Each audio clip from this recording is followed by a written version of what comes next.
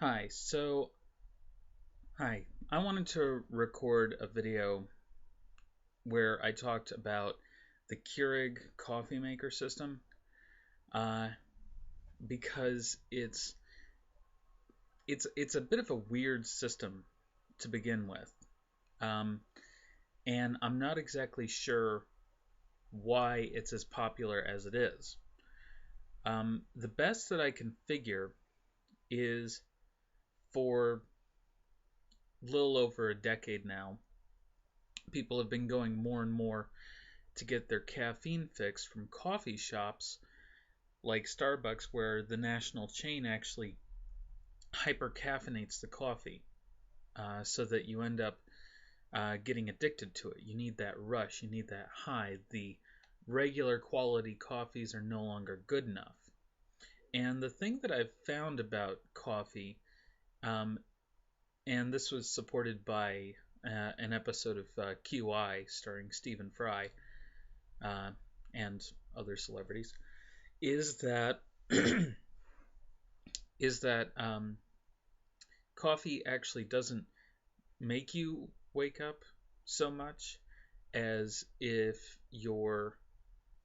um, if you're drowsy, it makes you feel normal. Now, what I actually found through some experimentation at work um, was that drinking coffee actually caused me to sort of roller coaster, where I'd be really, really energetic and everything, and then I'd crash. And kind of the same thing will happen uh, if your blood sugar isn't exactly stable um, and you eat something really sugary, your blood sugar will jump and then you'll crash. And you might feel normal while your blood sugar jumps, but when you crash, you can't help it. You need to put your head down. You need to, you're just lethargic. You can't really uh, keep it going in terms of focus and acuity. You know, you just feel drained. And diabetics of both types will feel this way, particularly, I believe it's type 1 diabetics. Excuse me. So, anyway, uh, when they experience a crash, they uh, run the risk of actually going into uh, a diabetic coma. Um, Now, type 2 diabetics also experience this, but the difference, as I remember, is type 1 or juvenile diabetics, as they're also sometimes called, um, have to keep their sugar up, and it's like bouncing a soccer ball on your knee. Uh, it has to stay up there, so they have to eat something, um, or their body will start to just kind of shut down, and they'll sleep or go into a coma, and so they might start to zone out and get woozy and even fall over, and that's not good. I actually had a coworker who was a diabetic like that, and he told us, so if you see me start to zone out and do something where they can't focus, you know, you need to say, I think his name was Josh. Josh, go eat something. Go eat. And so he would keep some snacks on hand where he could slowly chew on them and get a little bit of sugar into his system. Um, so anyway, that's kind of like what the caffeine intake is. If you get on that really high caffeine intake, you end up becoming dependent on it. You get headaches, you get nausea, um, and it becomes a sort of drug. Uh, and it's far more addictive uh, than than THC, um, which is the active ingredient in marijuana. Um, it's not quite as addictive as nicotine, but it's also not as toxic as nicotine. So in my experiments at work, um, I found that, this is just me as the subject, but I found that if I drank tea, I didn't roller coaster as much, and that's the big difference. Is you can sit there sipping on coffee and taking that in, but if it's particularly strong coffee to the point where you have to doctor it a lot, then that can be bad in a lot of ways. So, not always good to do that. But uh, the more important thing is that it causes you to roller coaster because you're drinking that and you're trying to drink it while it's still hot usually, um, and so you end up you know going up and down as you take every sip, and then when you're finally off of it and you don't have any more, you start to feel really crappy, and it's just like, oh, my eyes hurt, and your blood vessels are um, are in fact uh, are in fact doing something weird. Your blood vessels are changing a little bit. Your blood is not flowing as quickly, so you're not getting as much oxygen to everything, and so that's where the dependency comes in. Caffeine is a sort of stimulant, relaxant. It causes your blood vessels to open a little bit, um, so that uh, you'll be more wide awake. Um, Now, there are, of course, alternatives to doing this. Um, Tea, as I mentioned before, is a really good alternative. And this is more the section where I talk about sort of how to deal with caffeine addiction. Because when I was in college, I was actually up to about um, 4 to 8 cups of coffee a day. That's basing it on the Mr. Coffee that I had, and I would just brew tons and tons of coffee. Um, and it got to a point where I really wasn't uh, feeling good, and I was having that roller coaster effect where I would be wide awake at some points in the day, and then as soon as I was at class or something, I would be crashing, or I might be really surging on caffeine to the point that my hand would be shaking. Okay, so that being said, uh, caffeine addiction is rough. Tea works a lot better. Tea also has the benefits of um, it's good for your teeth and gums. It actually has an antiseptic quality that can be used on your teeth, and so it actually tends to make your breath not as offensive if you've had a particularly odorous food. So that's a benefit. It doesn't stain your teeth as much. You know, tea only really causes a stain if you let it sit there, but coffee almost immediately causes a stain uh, the the cocoa bean or the coffee beans, which are actually kind of nut. Anyway, so that's a thing. But it's interesting because I was looking up the Keurig, just the general Keurig company um,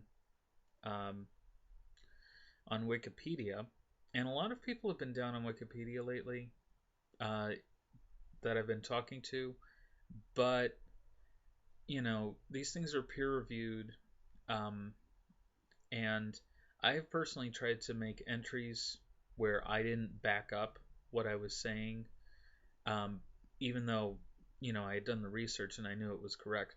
And if you don't back up what you're saying with peer reviewed documents and things like that, or other sorts of documentation, like if it's about a company, you have to cite the press release or something like that.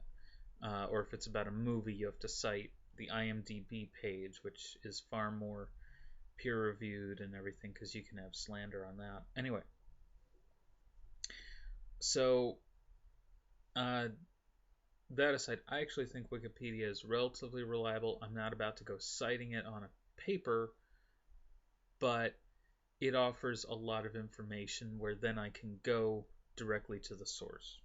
That aside, the K cup, as they call it, the Keurig cup, which contains a finely ground coffee uh, or cocoa.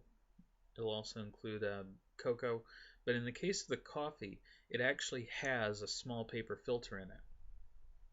So what you're doing when you use the K cup is you're doing exactly what you do with the Mr. Coffee.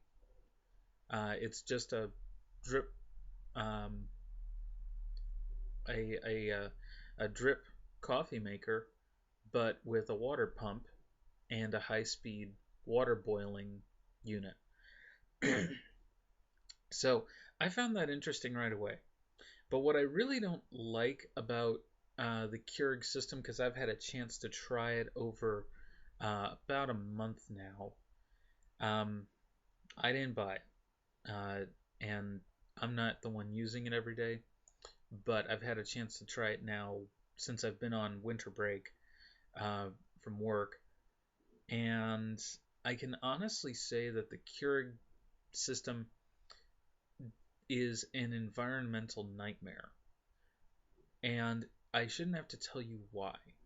Uh, but first off, with Mr. Coffee or any coffee maker of the like, there's absolutely nothing stopping you from making a single cup of coffee. You simply add fewer coffee grounds, less in coffee grounds. That's all you do. The paper filters are biodegradable. The coffee beans, the coffee grounds, are also biodegradable and actually really good for compost. Coffee filters and grounds are good for compost, and they're fine to put in the trash. You don't have to feel too bad about that. More often than not, they're even made from recycled paper. So, uh, again, you don't have to feel bad about using that in terms of the environment impact.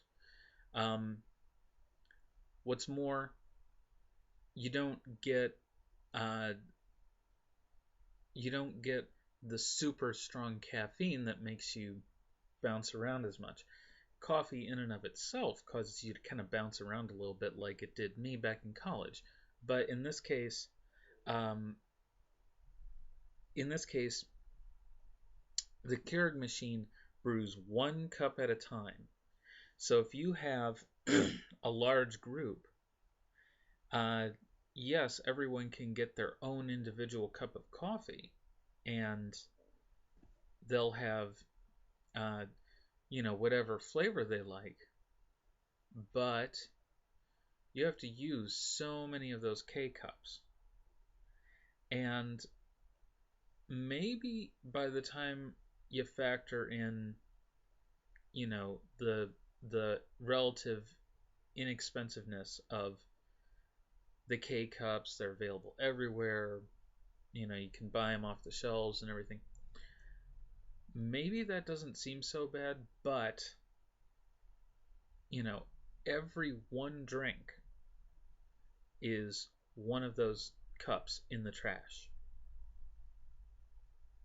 Now that's worth thinking over because that is a single serving size cup of coffee, and you're putting plastic and metal into a landfill as a result of that,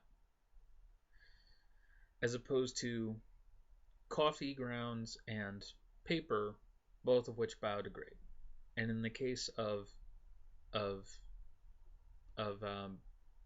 paper coffee filters, they biodegrade very easily because uh, you have to pass water for drinking through it, so it can't have a lot of the gross stuff that they put in like paper napkins, um, sometimes in order to help keep them clean and whatever, and make them absorbent. Or more often, the kind of printing paper or newspaper that you use. Um, the quality of paper tends to have more chemicals in it as you get into that more industrial use. But with coffee filters, there's really not a whole lot there other than just some wood pulp. Uh, and it's very thin, so it can serve as an adequate filter. I don't know what they try and sell the Keurig system as having advantages over, the standard coffee maker, other than it feeling and tasting just like, you're having coffee at a coffee shop, but without having to go to the coffee shop. Because, it's so inconvenient to have to go all the way to the coffee shop. Well, actually, what people started to realize, and this is something someone told me at a Christmas party recently, was that she was buying so much Starbucks that it was cutting into their budget, and the expense was just way too much for uh, for things. And on top of that, people usually get, um, the specialty coffees, the sweetened coffee drinks, and everything like that, with whipped cream and crushed ice and everything like that. And that not only gets more expensive for less, you're actually getting less of what you want, but it also ups the calorie count. Um, because what they're doing is they're putting in a lot of fat and sugar in order to make it more pleasant. So you have someone who's like, oh yeah, I love coffee, as they're basically eating an ice cream treat. Um, after when they're done putting in all that flavoring and sugar and fat. So um, comes the question, uh, if you really like coffee, why not just get a coffee maker? You know, um, in my time as an adult, I've actually owned three. Um, let me think now. No, I'm sorry, two, not three. Um, I got one when I first moved away to college, and it's a good little coffee maker. Uh, Works fine. It's quiet. It's reliable. It's clean. The filters are available everywhere. The filters are a lot less expensive. The ground coffee is a lot less expensive. Um, I can brew more than 1 cup at a time, or 1 cup at a time. Uh, I can also make hot water for tea or for ramen, which I've done on several occasions. Um, Simple, right? Well, again, this is a sort of immediate need thing. People have to have their immediate gratification, so they want it quick. Well, a coffee maker is actually relatively quick. Um, I think I've timed the good old 4 cup Mr. Coffee Maker, and I think it takes roughly 2 to 3 minutes. Like, this is just estimating based on, you know, how long it takes to do some other things while you're doing it. And if you've watched my video on eating, how long it takes to make and eat a breakfast in real time, I tried not to bore you to death with it, but um, it was one of my first real experimental videos.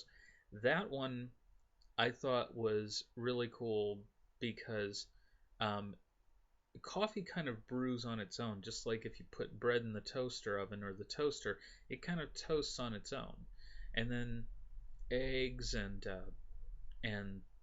sausages or bacon or whatever, you can do those in a way where you can do it all at once, and you can do this plate spinning act for breakfast, so to speak, um, where you've got different things going on all at once, and then you put them all on a single plate, and then food's ready.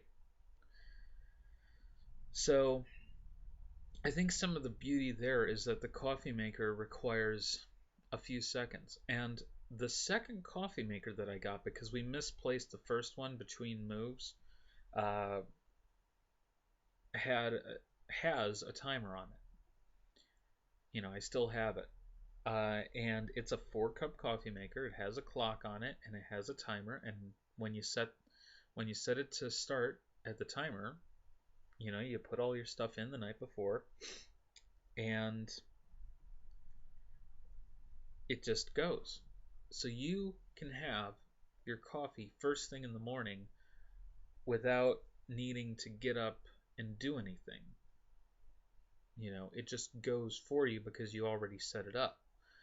You don't need to make sure something's filled with water.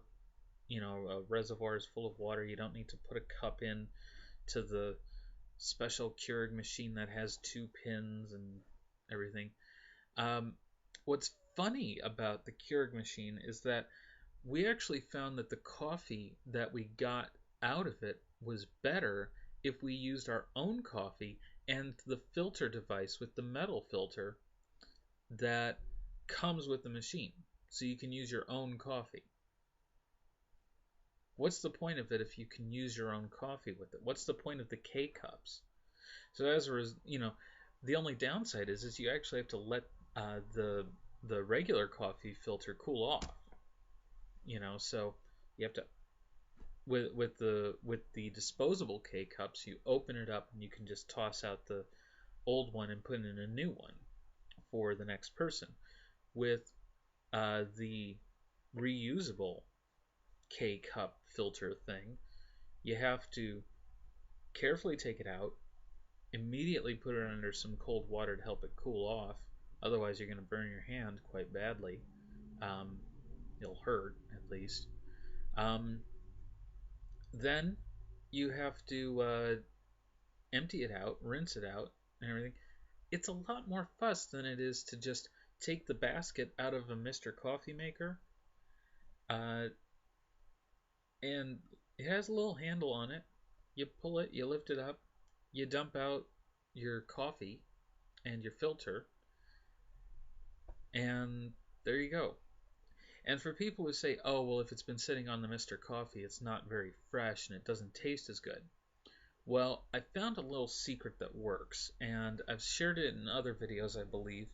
Um, Someone actually figured out once that if you put pizza in a pan or on a griddle and put heat under it and then put a lid loosely over it, it'll warm up the pizza from the underside of it and make it crisp and melt the cheese a little bit and make it um, just like it was fresh baked. So that's really good. And a similar thing happens when you put the coffee that you brewed into a saucepan, which, for those who don't know, a saucepan is like a regular pan but with higher sides because it's for sauces. Uh, it's often confused for a small pot, but a pot has handles on both sides and not a handle going out. So, and I'll often use a small saucepan for soups and, of course, sauces and for boiling things like eggs and things like that. And uh, it's a really good multi-purpose thing for um, small size cooking. Um, anyway, if you put the coffee in a clean saucepan and then put it on a little bit of heat until some water vapor starts to come off, it reheats perfectly and tastes just as good as fresh brewed. Um, and you don't have to be watching it. You know what they say about a watched pot? Uh, or in this case, a watched saucepan.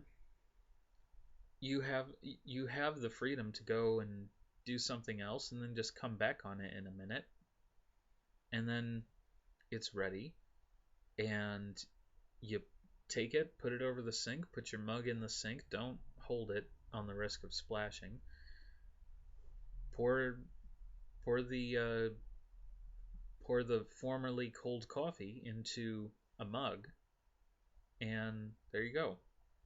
The alternative is you put it into the microwave, and the microwaves cause the water molecules, to vibrate a little bit, um, which then puts sort of a thermal energy into the uh, mix of things, but not as much as just putting regular heat in. So it's kind of different from actually applying heat to the liquid.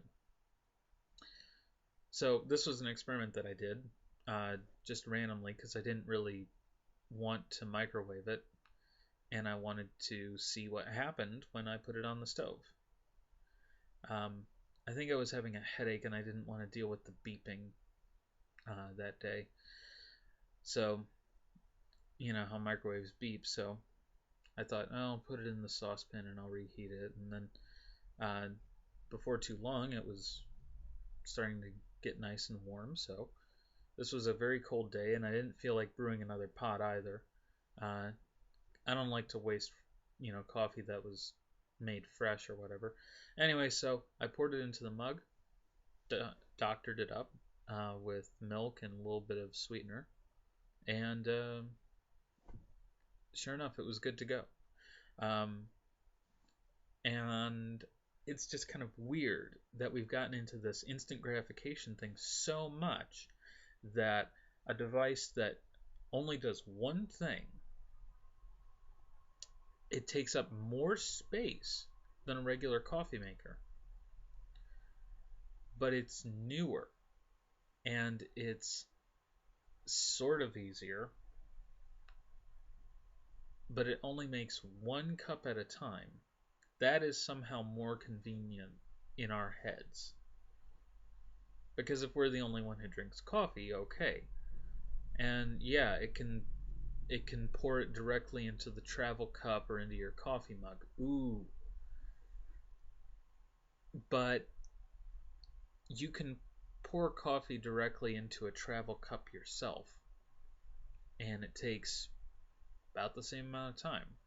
If you have the coffee already brewed and it's a multi-cup coffee maker, then you don't have to remember, oh, did I set it to the right brew size, the right cup size, so it put the right amount of water in. So that's something that it's actually more fuss, and it's actually more work on some levels to do this. And on top of that, the coffee that I've seen in the coffee makers on the shelves and in the K cups and everything, it's not equal exchange.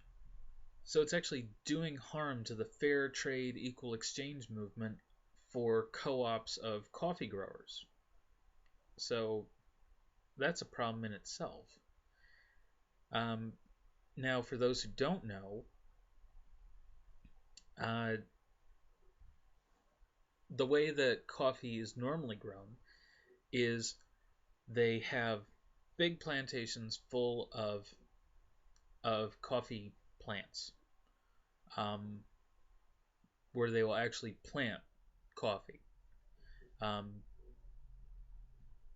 and then they will go and harvest the beans en masse, and because they grew in the sun and just had industrial water for that and fertilizers and everything kind of poured around the plants, it doesn't taste as good as natural growing coffee does that you find in oh Jamaica or Hawaii or the jungles of South America. Now, of course, coffee was imported to those places, but what's interesting is that the the the coffee plants from the coffee beans that you get from Jamaica and Hawaii tend to be very good quality coffee. I know this because I drank when I was living in Hawaii for a while. what's called Kona coffee, which is locally grown, and you can get 100% or like a very high percentage Kona coffee. Uh, the best I found in terms of coffee shops was sold by the Honolulu Coffee Company, um, which it is 100% Kona. Um, they offer student discounts. They offer a discount if you bring your own cup in. Like you can order small, and they'll just fill it up, uh, however big it is. Uh, I always ordered small because I needed room for milk. Um, that was me. So I would actually end up pouring a little bit out because they would normally just fill it right up to the top, and I'd be like, no, I don't. I need a little bit of room for milk. So anyway, um, and there they just had basically a big coffee brewer. They did other really fancy coffees and everything, and they did tea and they did chai tea, and they sold some wonderful, delicious baked goods and everything. And the place was clean, and they had stores all around Hawaii. But that business was not catering just to tourists, but also to locals, and so I liked that. It catered to everyone, so I liked that business, and it was a local industry. Um, so I liked it a lot better than Starbucks or whatnot. Um, and they also often had a little sitting area where you could sit, and there would be a newspaper there, so you could read through the newspaper, drink your coffee, or if you were a student like I was, you could sit there and study and drink your coffee, or you could take it with you and go to the library and drink your coffee and everything. But it wasn't as easy to find as the three Starbucks in the immediate area. On every adjacent block, there was a Starbucks. And they put a big sign saying, "Here's a Starbucks, here's a Starbucks." So, and so people were not as excited about it, but I was like, they give it, okay, Starbucks does not give a student discount. Starbucks does not have Kona coffee and only Kona coffee. And Kona coffee was better. So I have a bit of a problem with that. But getting back to what fair trade coffee is, fair trade is grown by a co-op of growers rather than by uh, farms where the farms are owned by one person or by a company or by a family, and they're making all the money from the sale of the coffee, and they just hire the local workers to harvest the plants and sort through them and wash them and everything. So they do a lot of the initial processing for travel. With fair trade, equal exchange coffee, it's grown by a co-op of growers, and they grow it in the shade, so it has natural uh, growth. It's not grown at a farm, which is artificial and not as good for the plants, not as good for the coffee. So the families that run the farmers cooperative will go out, harvest the coffee beans, uh, and do all the processing, and then sell them.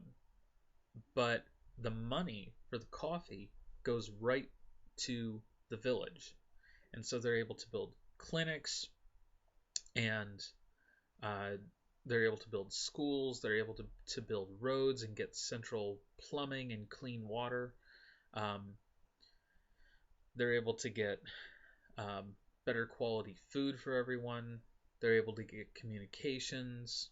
And so their whole life just greatly improves from, you know, a medieval kind of village where everything's very rudimentary and everything to having a somewhat more modern uh, lifestyle where they can have good work, uh, better quality of life for them and their children, and it's just a general improvement in their quality of life, is the point. Now, as far as I know, the Keurig cup does not offer an equal exchange version. And so, if you want to use equal exchange coffee and only that, you have to go out, buy it, and use that reusable filter that's a bit of a pain to use and takes more time to use than a regular Mr. Coffee maker or any brand of coffee maker. Mr. Coffee is just kind of the standard, um, and it's usually the most affordable and everything. So that's just something to consider when you look at these Keurig coffee makers and are trying to decide. I'm not paid by Mr. Coffee. I'm not endorsing Mr. Coffee as a brand. What I'm endorsing is the traditional.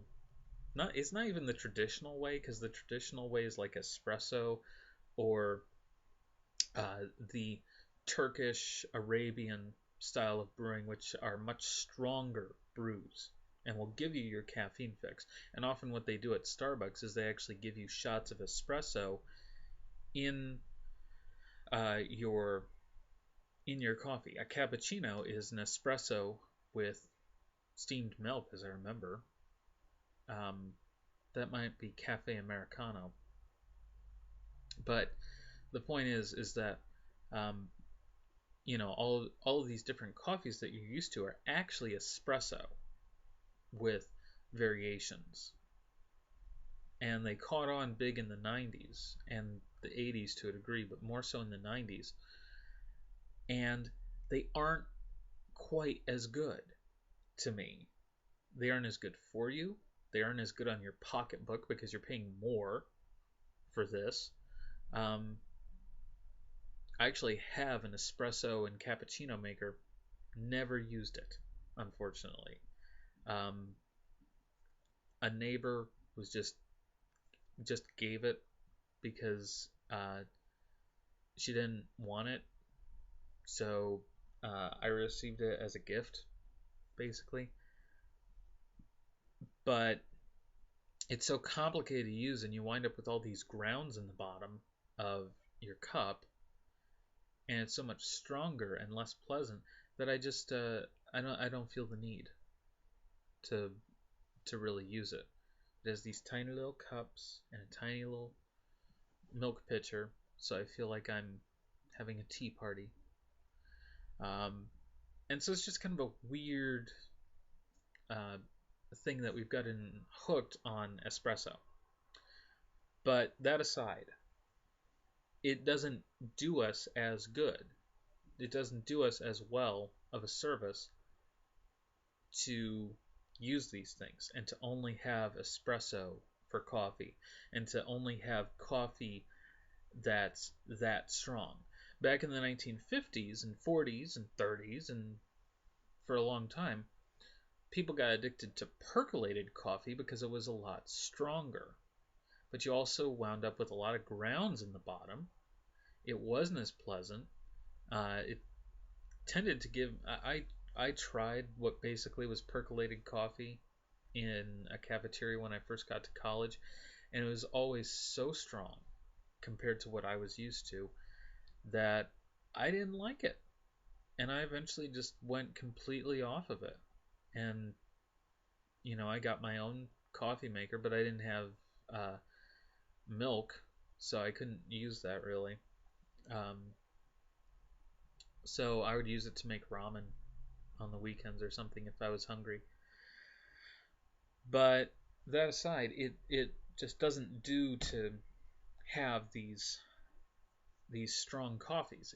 And like I said, you had the strong percolated coffee that used a metal basket instead of a paper filter, and so you wound up with some very unpleasant coffee. And as soon as people were able to start brewing it with the paper filters in the Mr. Coffee, that became the dominant form. And yes, the paper filters aren't reusable, but the rest of the machine is, and it doesn't cost much to get the paper filters. Um, it's just generally better in all. The paper filters are perfectly environmentally friendly. Uh, it's just a better way of making coffee than the Keurig machine offers or any of these. Back only about 7 years ago, I think it was, maybe let's say 10 years ago, they had the Javalia coffee machine, which basically did everything that Mr. Coffee did, but it did it with better quality coffee and um, better everything, and because it was fancier. And that thing died out pretty quickly because the machine was expensive, the filters were hard to find, uh, the coffee was more bitter, and it used this giant thermos pitcher that was rather cumbersome, and nobody was going to need that much coffee unless you worked at like a big office or something. And even then, that was not going to appeal as much as just good old 4 cup Mr. Coffee Maker. So that's kind of why I'm uh, so on this, is because it's just a better way of making coffee. It's cheaper. It's not as consumerist. It's more environmentally friendly. It's friendlier to the coffee growers uh, if you buy equal exchange and fair trade. And it's not just cheaper in terms of like actually buying the coffee, but it's cheaper in terms of the cost of the coffee maker.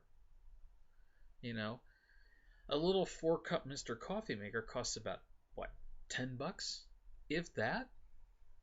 I know because I've had to replace mine, and they were actually running a deal on the version with the timer where it was like a couple bucks more and it was nicer and it had that little extra feature. So it wasn't that much more expensive. So thanks for watching. Thanks for putting up with all my rambles. Bye bye.